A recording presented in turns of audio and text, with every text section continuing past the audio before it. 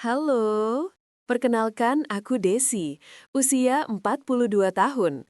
Orang menyebutku Janda Sultan karena aku memimpin grup usaha otomotif dan investasi yang nilainya bikin kepala pusing.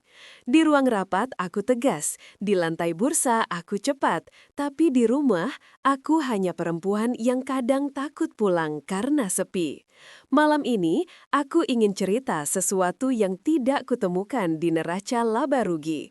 Bagaimana seorang sopir muda bernama Adit, 28 tahun, masuk ke hidupku dan mengubah caraku memandang dunia.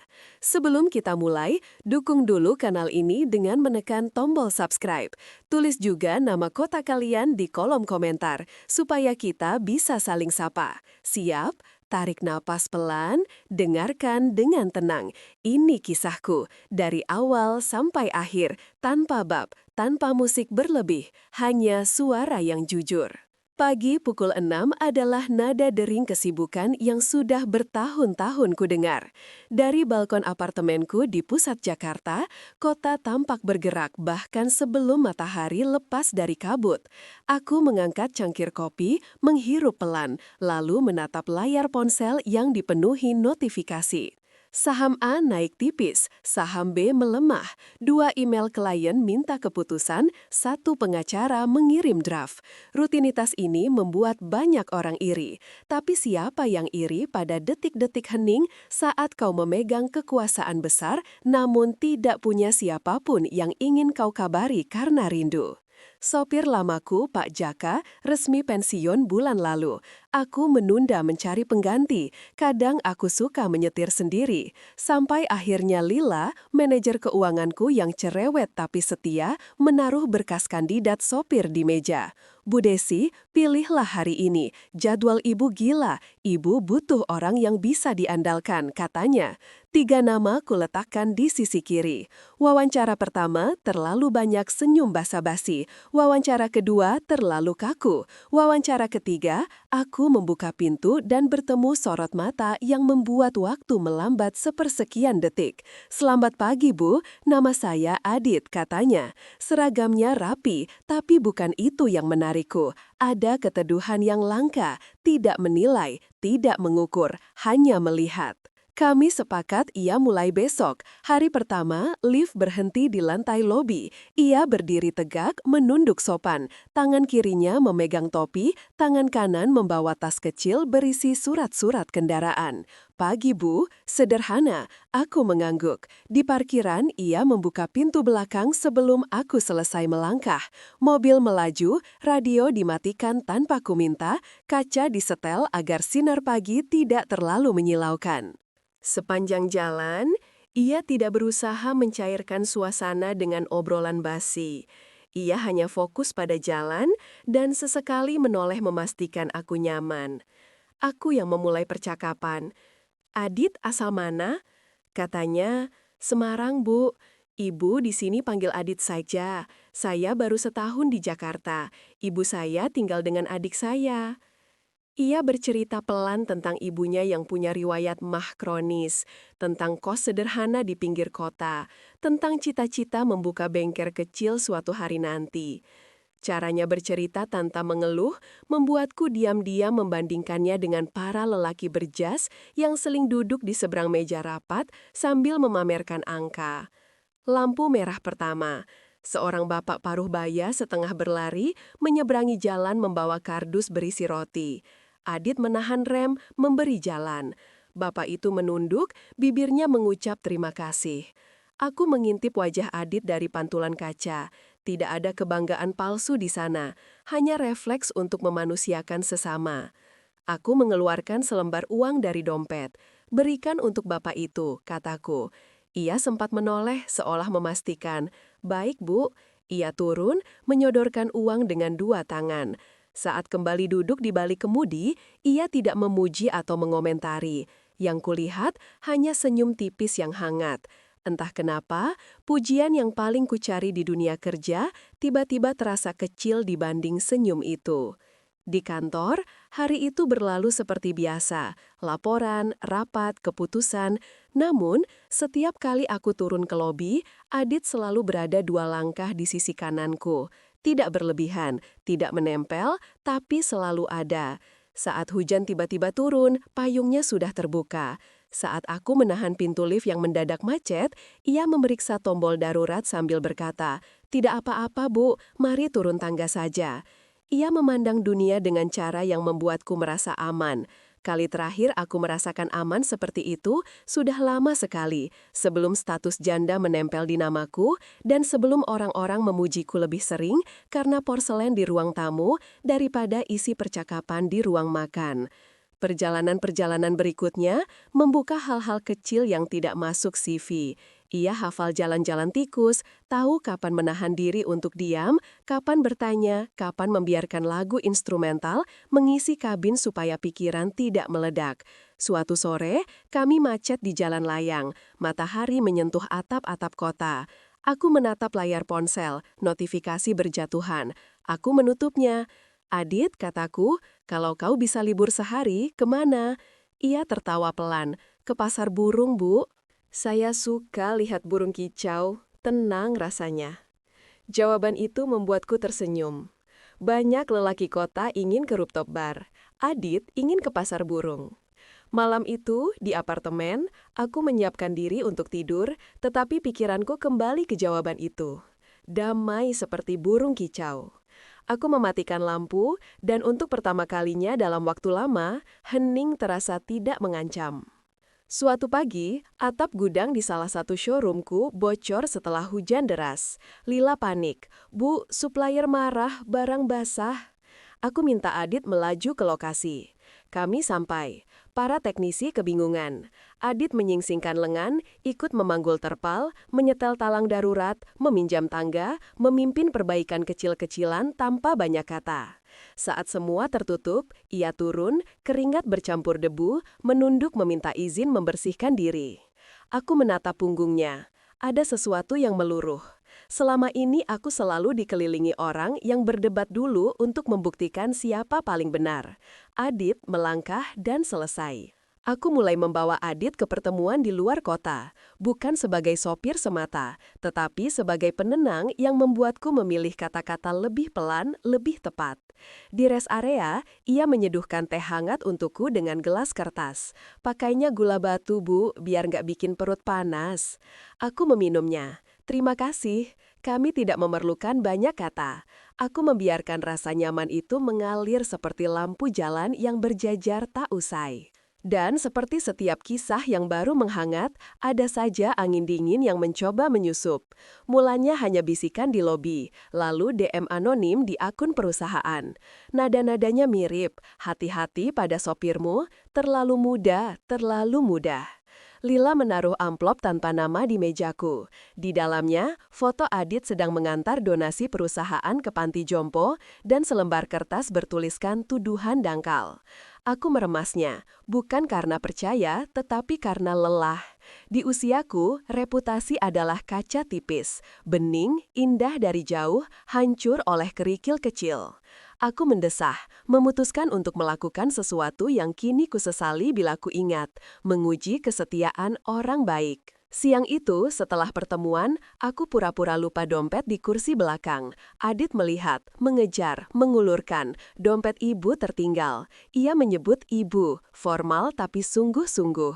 Aku mengangguk, berterima kasih.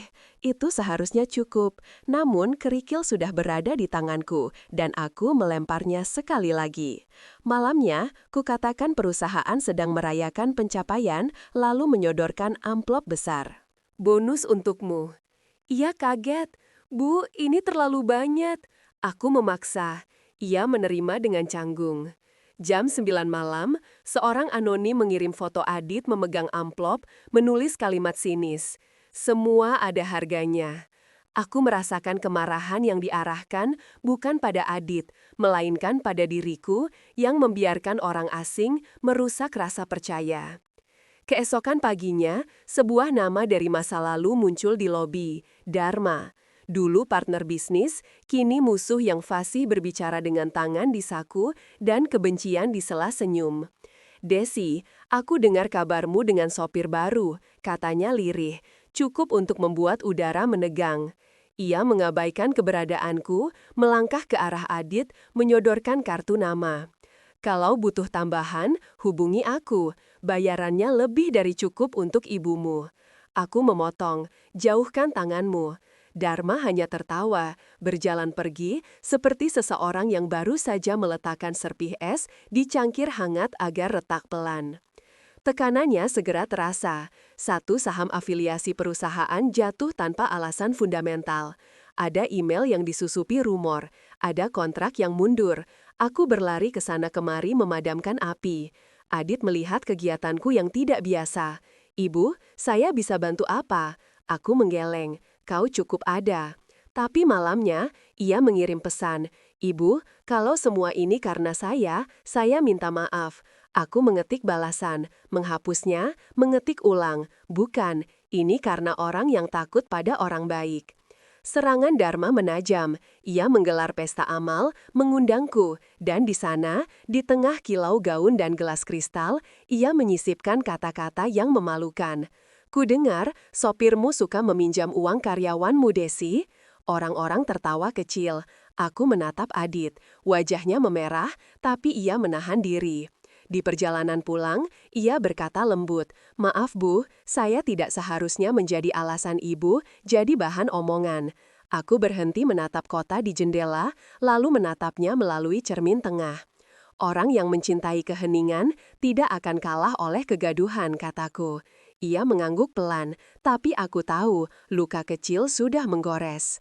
Pagi berikutnya, ia datang ke apartemen lebih awal, tangan memegang sebuah amplop putih. Bu, ini surat pengunduran diri saya. Suaranya tidak gemetar, tapi matanya menolak menatapku. Saya memilih pergi agar ibu aman. Rasanya seperti seseorang menarik karpet dari bawah kakiku. Adit, kataku, menjaga suaraku tidak pecah. Kalau kau pergi, mereka menang. Ia menelan ludah. Kalau saya tinggal, mereka punya alasan terus menyerang. Saya akan cari kerja lain, bukan karena uang Dharma, tapi karena saya tidak ingin jadi kelemahan ibu. Aku memejamkan mata, lalu mengangguk. Kalau begitu, pergilah sebagai orang yang memilih menjaga, bukan orang yang lari. Ia benar-benar pergi. Hari-hari setelahnya terasa seperti memasuki ruangan luas yang lampunya redup. Aku bekerja lebih keras, rapat lebih panjang, tidur lebih singkat. Sopir pengganti datang dengan sikap profesional yang tepat, tapi tidak ada yang menggantikan caranya menutup pintu tanpa suara, atau caranya memutar setelan AC 2 derajat lebih hangat saat hujan turun. Malam-malamku sibuk menghitung kerugian dan menyusun gugatan. Semakin ku kejar lewat jalur resmi, semakin licin Dharma menyerap. Ia bersembunyi di balik perusahaan cangkang, lengan hukum yang panjang, dan tabungan lama dari manipulasi kecil-kecil. Pada suatu malam yang rendah, aku duduk di lantai ruang keluarga dengan tumpukan berkas, memandang kota yang akhirnya sunyi. Ponsel bergetar. Nama di layar membuatku fokus. Adit. Bu Desi, suaranya di seberang pelan. Saya dengar dari berita usaha ibu diserang. Saya tidak bisa hanya diam. 2 jam kemudian, bel pintu berbunyi. Ia berdiri di ambang, bukan lagi berseragam, hanya mengenakan kemeja sederhana dan raut tekad yang membuatku ingin menangis lalu tertawa. Saya datang bukan untuk kerja jadi sopir, katanya. Saya datang karena ibu tidak boleh sendiri. Kami duduk di lantai, menumpuk berkas seperti puzzle yang menuntut disusun ulang. Adit memegang lembar-lembar yang selama ini membuatku buta karena terlalu dekat. Ia menunjuk ke satu nama pemasok. Bu, ini perusahaan kertas. Kenapa menahan gudang ibu? Logikanya kacau. Ini pasti pintu masuk. Ia menelusuri jejak sederhana yang luput dari tim legalku karena terlalu teknis kasar. Aku menatapnya dan merasa malu pada kebiasaanku menilai orang dari gelar. Pagi keesokan, Adit pergi menemui kenalan-kenalan lamanya, mekanik, pemasok material, petugas gudang, orang-orang yang tahu cerita lapangan. Sore, ia pulang dengan 3 hal, daftar subkontraktor fiktif, testimoni pekerja yang tidak dibayar, dan foto-foto izin yang manipulatif. Kami membawa semuanya ke firma hukum. Secara moral ini kuat, kata pengacara. Secara legal, Dharma tetap berlindung. Aku memijit pelipis. Jalan resmi buntu, tapi di titik buntu itulah sebuah pintu lain terbuka. Pintu untuk memilih apa yang paling kusebut hidup. Dharma mengundangku bertemu di restoran remang dengan jendela besar yang menghadap bundaran lampu. Ia menawari perdamaian, menjual mayoritas showroom utama, tajuk kebanggaanku, dengan harga yang ia tentukan, dan meninggalkan Adit. Kau tak bisa punya dua-duanya, katanya santai, seperti seseorang yang memindahkan catur tanpa mengira hatiku bukan papan. Aku mendengar kalimatnya mengambang di atas piring yang tidak kusentuh. Kesunyian yang panjang mengikuti. Aku ingat atap gudang yang bocor, tangan Adit yang menahan terpal, pasar burung, gula batu, amplop yang ia tolak sebelum kupaksa, langkahnya membawa payung. Baik, kataku pelan, untuk aset aku setuju, untuk Adit tidak, tawar-menawar selesai. Aku menandatangani bagian penjualan. Aku berdiri, selamat Dharma, kau memenangkan barang, aku menyimpan manusia. Malam itu aku pulang tanpa suara. Adit menungguku di lobi, masih dengan kemeja sederhana. Aku menatapnya, menaruh kunci showroom di telapak tanganku, lalu menutup jari-jari sendiri di atasnya. Aku melepaskan mesin-mesin cepat, kataku, agar bisa menjaga sesuatu yang pelan tapi sungguh-sungguh. Ia tidak langsung menjawab, ia hanya memelukku dengan hati-hati seperti memeluk seseorang yang baru saja menurunkan beban besar dari bahu. Aku bersandar, tiba-tiba kota begitu tenang. Hari-hari setelahnya menjadi sangat praktis. Kami menyewa ruko kecil di pinggiran. Kami menamai usaha baru, Bengkel Lurus. Adit tertawa saat kukatakan nama itu terdengar seperti garis hidup. Memang, jawabku. Ia memperbaiki mobil dengan telaten. Aku mengatur pembukuan, menyapa pelanggan, mengembalikan uang bila pekerjaan belum memuaskan. Lila kadang datang di sore hari, membawa roti dan canda. Ia memutuskan mengikuti langkahku, saya percaya orang, bukan papan nama. Bayu, sahabat Adit dari komunitas otomotif, membantu memasang lift bekas. Tante Ratih, tetangga ruko, sering meminjamkan kursi plastik tambahan saat antrian panjang.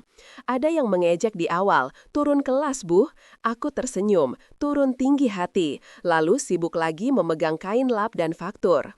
3 bulan berlalu, pelanggan bertambah bukan karena papan reklame besar, tapi karena satu kalimat yang diulang di warung kopi. Bengkel itu jujur, kalau salah mereka akui dan perbaiki. Suatu malam saat semua kendaraan sudah diambil, Adit mendekat dengan wajah gugup yang lucu. Ia mengeluarkan kotak kecil dari saku, di dalamnya cincin perak polos. Bu Desi, Desi, katanya, saya tidak punya cincin mahal. Tapi saya punya janji untuk jujur dan bertahan. Apa Desi bersedia menjadi keluarga saya? Aku tertawa dan menangis. Adit, bisikku, kau memintaku sesuatu yang sudah lama aku siapkan jawaban. Ya.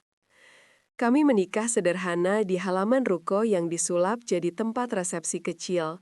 Lila menjadi saksi, Bayu menjadi pengarah parkir, Tante Ratih membawa tumpeng, 2 tetangga memainkan gitar.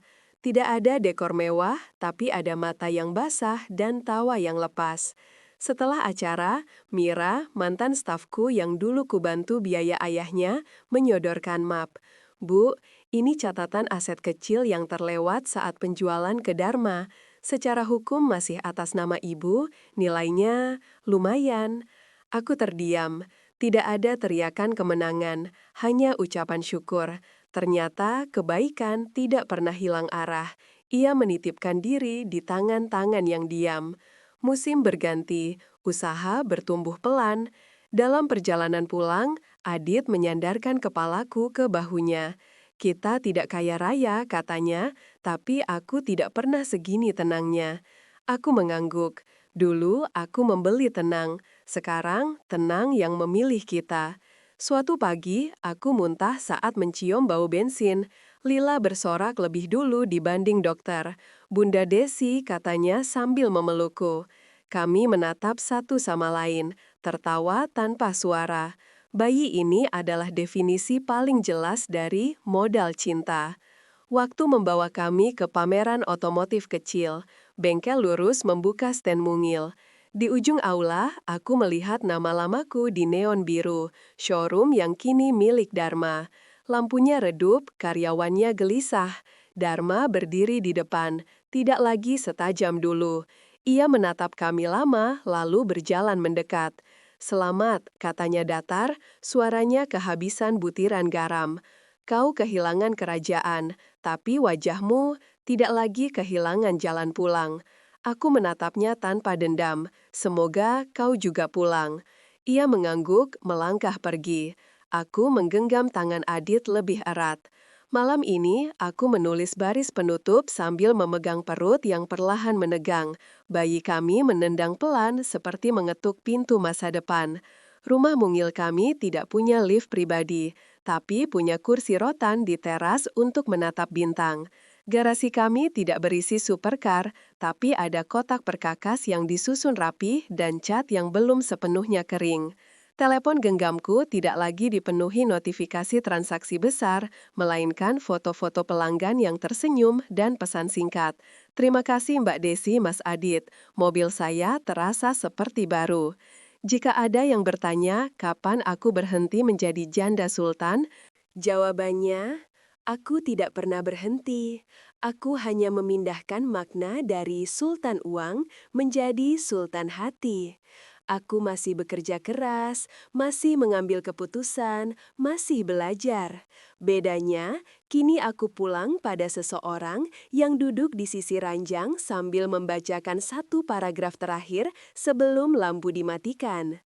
Besok bengkel akan buka lagi, bayi kami akan menendang lagi, dan hidup akan berlanjut lewat hal-hal kecil yang membentuk yang besar.